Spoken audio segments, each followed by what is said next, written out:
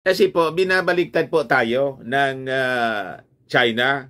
Tayo yung pinapalabas nila na nanggugulo. Tayo yung bully. Kasi, mga kababayan, humingi tayo ng saklolo sa Amerika.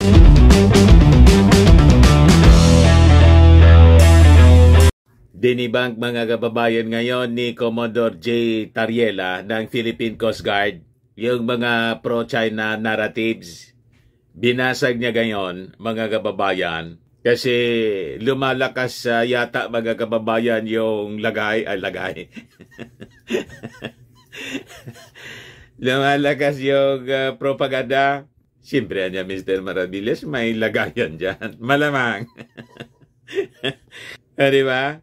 Yan po yung gawain ng China. Global po yung kampanya ng China para isulong yung kanilang interest po. Lalo na dito sa atin, sa West Philippine Sea.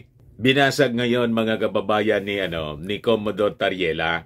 Yan po yung balita. PCG spokes debunks pro-China narratives. Sabi naman sa report ng CNN Philippines, PCG official, pro-China narratives being spread to sway Pinoy's opinion. Bantay kayo po kasi talaga may pinupunduhan yung mga Chinese. May mga grupo po na naghahanap buhay.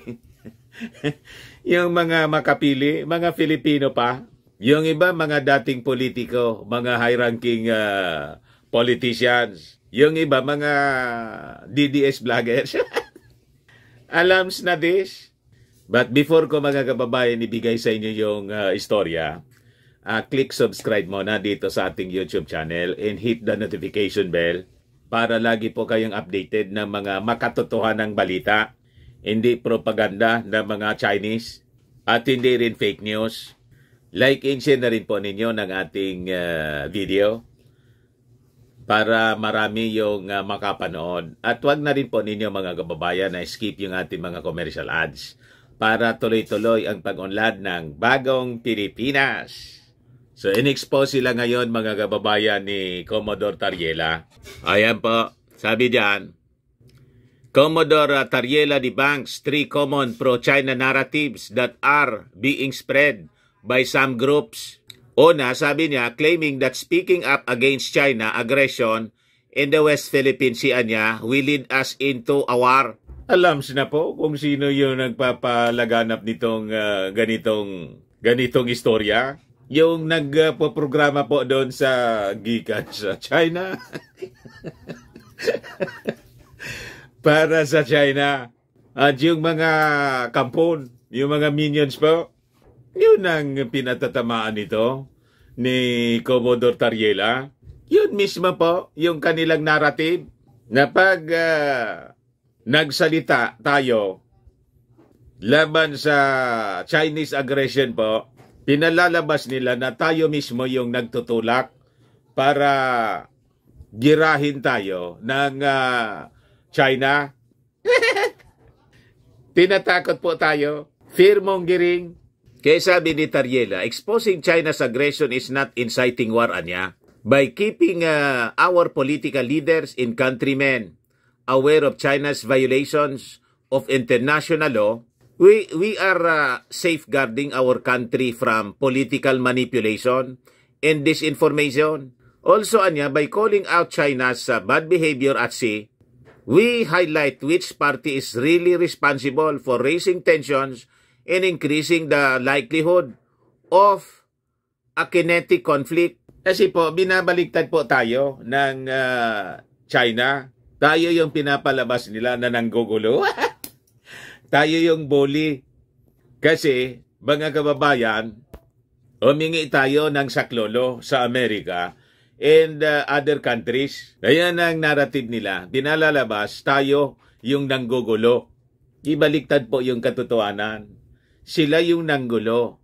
Tayo, gumagawa ng paraan para ma-defend naman natin yung ating territory. Di ba ganon? Isa pa, sabi ni Tariela, arguing that the PCG's efforts for transparency are solely influenced by the United States. Pinalalabas nila, mga kababayan, na tota tayo ng mga Amerikano. tayo po hindi tuta ng mga Amerikano. May agreement po tayo sa Amerika, yung Mutual Defense Treaty. Pag may Mutual Defense Treaty ba, tuta na? Di ba? Ang purpose niyan is safeguarding the mutual interest of both countries. Kasi nga po, barkada natin yung Amerika. America is a democracy at tayo is a democracy. So tama lang po na magkampi-kampi tayo. Yung China, ang kakampi niya, yung Russia. Di ba? Kasi magkakaori sila, yung Iran. Communist dictatorial, yun ang kanyang ideology, di sila din na magkampi-kampi. Kaya nga, kahit po sa issue ng Israel-Hamas conflict, di ba yung alliance ng China, Russia, Iran, sila din yung magkakampi with the enemies of Israel. So tayo naman aligned with America and a friend with Israel. So tama lang yung ating position po.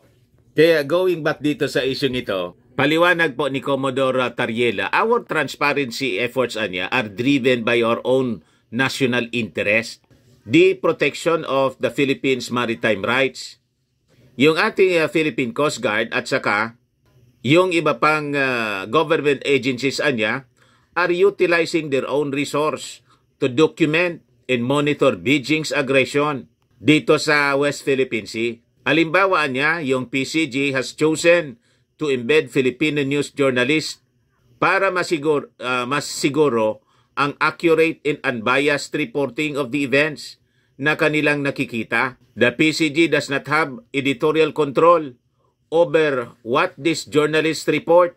Our dedication to transparency is independent of an external influence, and we prioritize the dissemination of factual information to the public. Kung nakita po ninyo, yung mga nangyayaring harassment, yung latest po, yung mismo ng binangga ng Chinese Coast Guard, yung ating Coast Guard, at saka yung bangka na nagdadala ng resupply mission para sa ating mga sundalo doon sa Sierra Madre. Yung mga footage mga kababayan, siyempre may footage din yung Philippine Coast Guard na sarili. Mayroon din mga kababayan, yung mga independent media companies, yung mga reporters na kasama doon, in-invite ng Philippine Coast Guard para hindi makapagsinungaling po yung China. Lagi silang nagsisinungaling. Talibasa po, walang pinapaniwala ang Diyos sila. Godless ideology po ang communist China. Kaya nga po, yung mga kwento nila, lahat baliktad.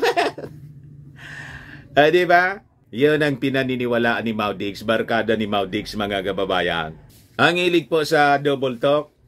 Kaya si Mau Diggs po, doon sa kanyang programa, double talk din po. Tati si Inday, double talk. Double talk sa confidential fund, sabi niya. Bahalaan niya kayo dyan sa Congress. I leave it to your wisdom. Yun pala, galit siya. O diba? Bagsak tuloy yung kanyang ratings. Ang tumalon yung ratings si Martin Romualdez. Hindi umubra yung paninira ni Mau Diggs po kay Martin. Isa pa, sabi rito, pangatloan niya, accusing those who are critical of China as anti-Filipino and pro-US. Yun ba yung propaganda nila, narrative? Experts and government officials who are critical of China's actions in the West Philippine Sea are driven by their dedication to Philippines. Paliwanag ni Tariela. Their argument are rooted in international law. Totoo naman po, such as the UN Convention on the Law of the Sea at saka yung ating konstitusyon. These individuals takes principled position based on defending our national interest, hindi dahil po pro-US. Yung ang linya ng mga propaganda po na atulad natin, kasi sangayon tayo sa ginagawa ng ating Pangulong Bongbong Marcos na in-engage niya yung Amerika. So ang tingin sa atin, pro-US na. Hindi po ganon. We have to honor the treaty kasi matagal na po itong tratado.